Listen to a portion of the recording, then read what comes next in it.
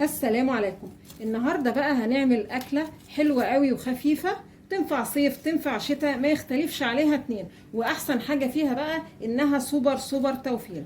بنص كيلو بانيه عملنا 20 قطعه ناجتس زي ما انتم شايفين، حجمها ما شاء الله حلوه قوي. تعالوا بقى نسمي الله ونشوف عملنا الاكله الخطيره دي ازاي.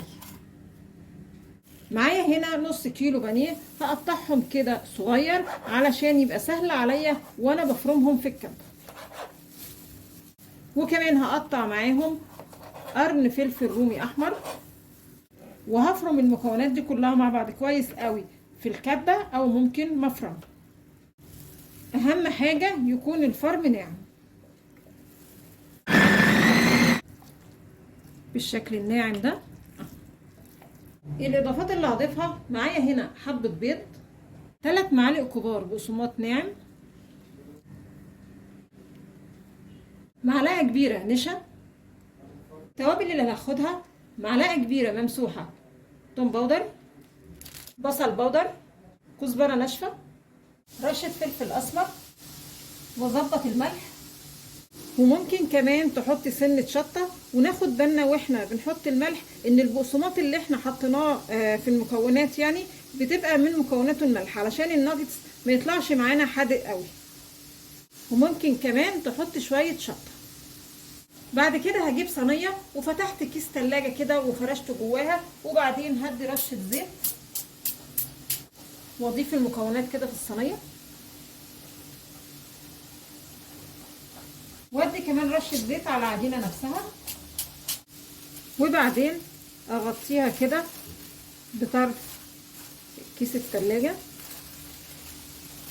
وبالنشابه وهفرد عجينه الناجتس.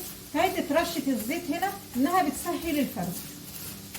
وبعدين بالسكينه هشكل كده الناجتس براحتك طبعا، عايزه تشكليه مربعات مستطيلات براحتك خالص، بس بالراحه كده بالسكينه علشان الكيس يعني ما يتقطعش.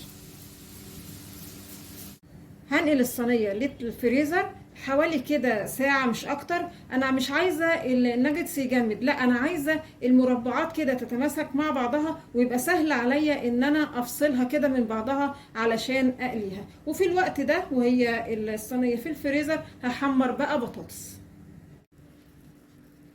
بعد ساعه الا ربع بقى نبتدي نشوف الاخبار. نعيد بس الخطوط اللي عملناها اول مره، نعيد كده عليها علشان نسلكهم من بعض بالشكل ده.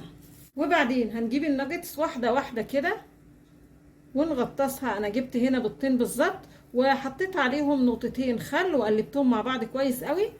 اصفيها بقى من البيض وبعدين انقلها كده في البقسماط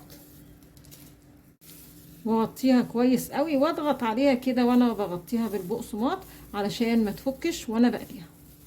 وده شكلها بعد ما اتغطت بالبقسماط. طاسه زيت على النار والنار تكون متوسطه. هقلي بقى الناجتس وبعدين اجيب زيت كده واحطه على الوش علشان الناجتس معانا يبقى مقرمش. لما نلاقي الطراطيف كده احمرت نقلبها الناحيه التانيه، وبعدين نخرجها بالشكل الجميل ده. بصوا اللون الذهبي الحلو ده. تعالوا بقى نشوف ايه الاخبار. زي ما انتم شايفين ما شاء الله الكميه دي كلها بنص كيلو بانيه بس. تعالوا بقى نشوف الاخبار. بصوا ده صوت القرمشه، مقرمشه جدا من بره. تعالوا بقى نشوف من جوه عامله ازاي. بسم الله ما شاء الله. بصوا الحشوه، بصوا الحشوه من جوه حلوه قوي، والطعم عايزه اقول لكم بيبقى وهم.